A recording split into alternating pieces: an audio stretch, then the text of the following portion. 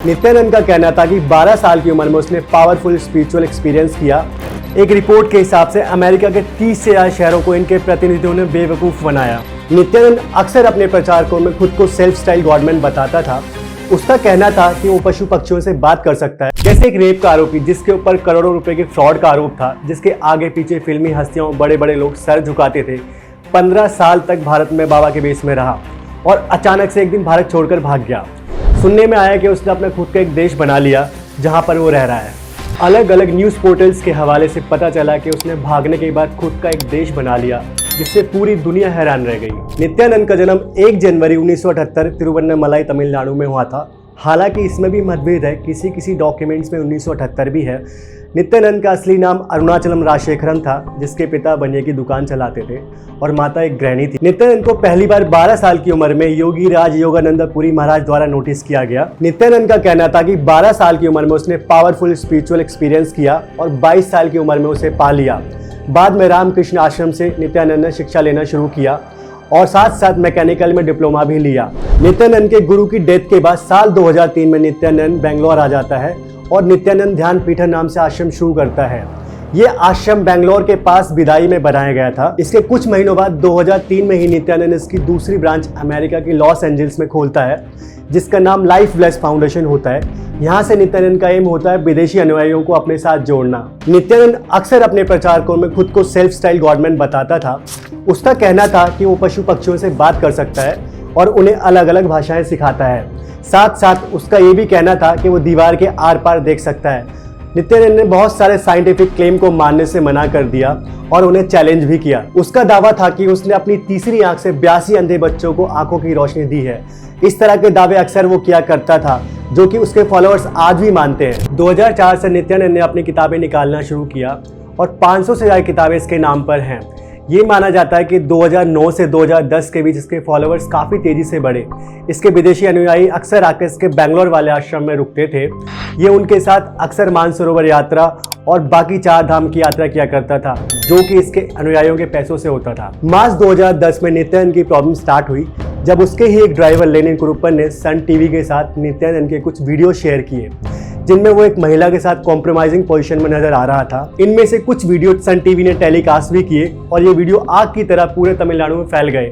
बताया ये गया कि इन वीडियोस में जो महिला नजर आ रही थी वो तमिल एक्ट्रेस रंजीता थी। दोनों ने ही इन वीडियो को फर्जी बताया और सन टीवी और बाकी चैनल पर मुकदमा फाइल कर दिया। बाद में इसके ड्राइवर लेनिन कुरुप्पन ने यह भी क्लेम किया कि उसको डराया धमकाया जा रहा है और मारने की धमकियां भी मिल रही हैं। वीडियोस को फेक बताकर किसी तरह उसने अपने फॉलोअर्स को कन्विंस कर लिया। लेकिन ये मामला खत्म ही नहीं हुआ था कि उसकी ही एक फॉलोअर आरती राव, जो कि अमेरिका की थी, उसने नित्यानंद पर आरोप लगाया कि 2004 से 2009 के बीच में नित्यानंद ने लगातार उसके साथ रेप किया और ये यूएस और इंडिया दोनों जगह किया गया। आरती राव का ये भी कहना था कि उसने यूएस के मिशिगन में नित्यानंद के खिलाफ केस दर्ज करवाया, लेकिन वहां पर कोई कार्रवाई नहीं हुई। तो बाद में उसने भारत के कर्नाटक में भी नित्यानंद के खिलाफ केस दर्ज करवाया। अब नित्यानंद की प्रॉब्लम्स बढ़ती ही जा रही थी। नित्यानंद ने अपने प्रवचनों में ये फैलाया कि उस महिला को एसटीडी रोग था, जिसका इलाज करने के लिए उस महिला ने सामने से पत्र लिखकर उसको संपर्क किया। अक्सर इस तरह की बातें वो अपने प्रवचन में बोला करता था। इन बढ़ते मामलों को देखते हुए इन केसेस की जांच सीआईडी को सौंप दी गई। इसी बीच जून के महीने में नित्यानंद ने अपने आश्रम में एक प्रेस कॉन्फ्रेंस की, जिसमें एक पत्रकार ने उसके खिलाफ चल रहे बलात्कार के मामलों को लेकर सवाल किया। उस सवाल से नित्यानंद इतना गुस्सा हो गया तो उसने पत्रकार से हाथापाई शुरू कर दी। उसके ऊपर फिर से केस रजिस्टर हुआ और इस बार उसे गिरफ्तार कर लिया गया और तकरीबन 50 दिन तक वो जेल में भी रहा। जेल से आने के बाद नित्यानंद ने एक अजीब सा बयान दिया। उसने कहा, मैं कोई साधारण आदमी नहीं हूँ, ना तो मैं पुरुष हूँ ना मैं महिला हूँ, मैं सक्षम ही नहीं हूँ वो सारे कार्य करने में जिसका मुझ पर आरोप लगाया जा रहा है। ऐसे ही दिन बीतते गए। नित्यानंद देश के हर कोने में आश्रम बनाता गया और ऐसा ही एक आश्रम इसने गुजरात के अहमदाबाद में बनाया, जिसका नाम था योगिनी सर्वज्ञ पीठम। इसी को लेकर साल 2019 में तमिलनाडु हाई कोर्ट के सामने एक केस आया, जिसमें एक कपल ने कोर्ट में ये अर्जी लगाई कि नित्यानंद उनके 3 बच्चों को लेकर बेंगलोर के आश्रम से अहमदाबाद योगिनी सर्वज्ञ पीठम ले गया, उनकी मर्जी के बिना, और अब उन्हें उनके ही बच्चों से मिलने नहीं दिया जा रहा। वो नित्यानंद से बच्चों की कस्टडी चाहते हैं। ये बच्चे 2013 से नित्यानंद आश्रम से जुड़े हुए थे, जिसमें लड़का जिसकी एज 12 साल थी, एक लड़की जिसकी 15 और एक 19 साल की लड़की थी। इनमें से सबसे बड़ी लड़की जिसकी एज 19 साल थी, उसने फेसबुक पोस्ट के जरिए आने से मना कर दिया उसका कहना था वो अपनी मर्जी से आई है और वापस नहीं जाना चाहती। खैर ये पोस्ट उसने खुद किया या उससे करवाया गया, आज तक एक सवाल है। जब ये केस आया और इस तरह के और भी केसेस नित्यानंद के खिलाफ आने शुरू हो गए तो कोर्ट ने नित्यानंद को तलब किया और हाजिर होने के लिए बोला, लेकिन नित्यानंद बार बार तलब करने के बाद भी हाजिर नहीं हुआ।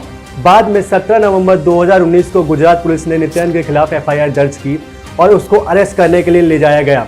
लेकिन जब पुलिस नित्यानंद के यहाँ पहुंचती है तो नित्यानंद देश छोड़कर भाग चुका था। बाद में जो डिटेल्स सामने आई उससे ये भी पता चलता है कि नित्यानंद का भागना एक लंबी प्लानिंग का हिस्सा था, क्योंकि 2008 में नित्यानंद का पासपोर्ट इशू किया गया था जिसकी वैलिडिटी 30 सितंबर 2018 तक थी। बीच में नित्यानंद द्वारा इसको रिन्यू भी किया गया लेकिन उसको NOC नहीं मिली। ये भी कहा जाता है कि 30 सितंबर 2018 से पहले ही नित्यानंद नेपाल के रास्ते देश छोड़कर भाग चुका था, क्योंकि उसके खिलाफ जो केस आया था वो 2019 में आया था। इसका मतलब ये हुआ कि नित्यानंद 1 साल पहले ही देश छोड़कर भाग चुका था। यहाँ से गुजरात पुलिस CID के साथ इंटरपोल को भी शामिल किया गया। जांच के दौरान गुजरात पुलिस को रिपोर्ट से पता लगा कि नित्यानंद दक्षिण अमेरिका के इक्वाडोर, त्रिनाद या टबाको में कहीं छुपा हुआ है। ये सब चीज़ें सामने ही आती हैं कि दिसंबर 2019 के बीच में नित्यानंद के खिलाफ एक और बड़ा मामला सामने आता है। यहाँ से फ्रांस सरकार की एंट्री हुई जब उनके पास एक शिकायत प्राप्त हुई जिसमें नित्यानंद का एक फ्रेंच शिष्य ने आरोप लगाया कि नित्यानंद ने उससे $4 लाख लूटे हैं, जिससे उसने नित्यानंद को दिए थे, जिसे लेकर वो फरार हो गया है।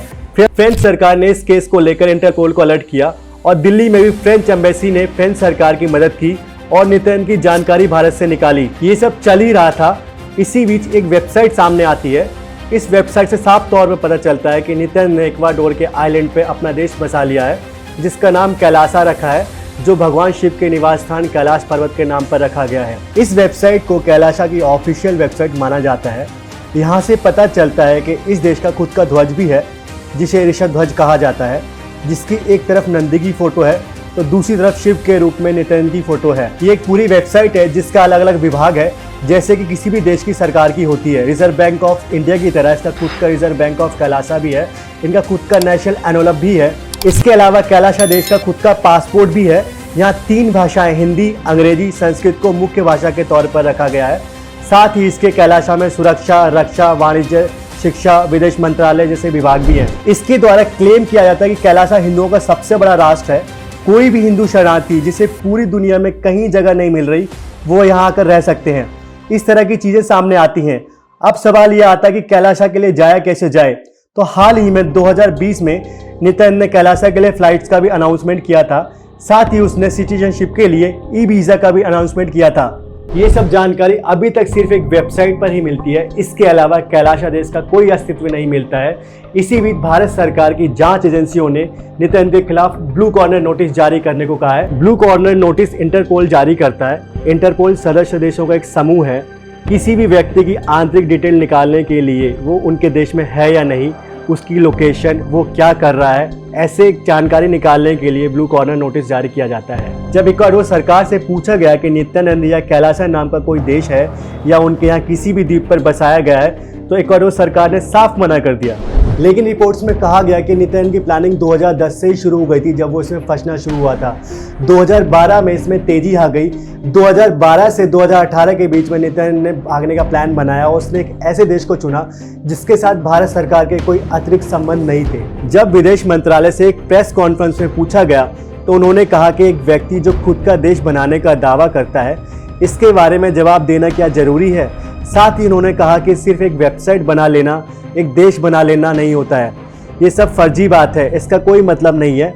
नित्यानंद सिर्फ एक भगोड़ा है जो भारत से भागा हुआ है। लेकिन असली सवाल तो यही है कि उस भगोड़े को पकड़ने के लिए सरकार द्वारा क्या किया जा रहा है। 2023 में नित्यानंद ने पूरी दुनिया को ऐसा झटका दिया जिससे पूरी दुनिया सन्न रह गई।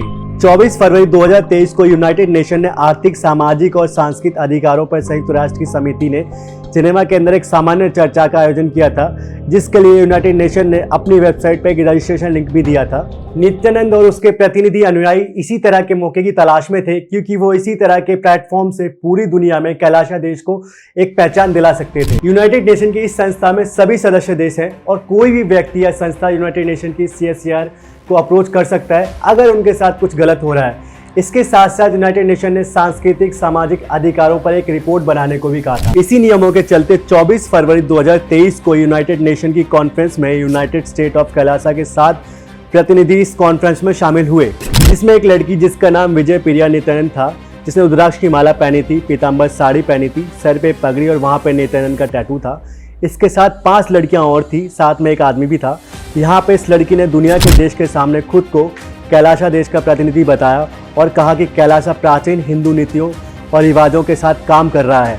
साथ ही साथ उन्होंने कहा नित्यानंद को उन्हीं के देश से उपदेश देने से मना किया गया है, उन्हें उनके ही देश से निकाल दिया गया है, उनकी मदद की जाए और कैलाशा के लिए योगदान दिया जाए।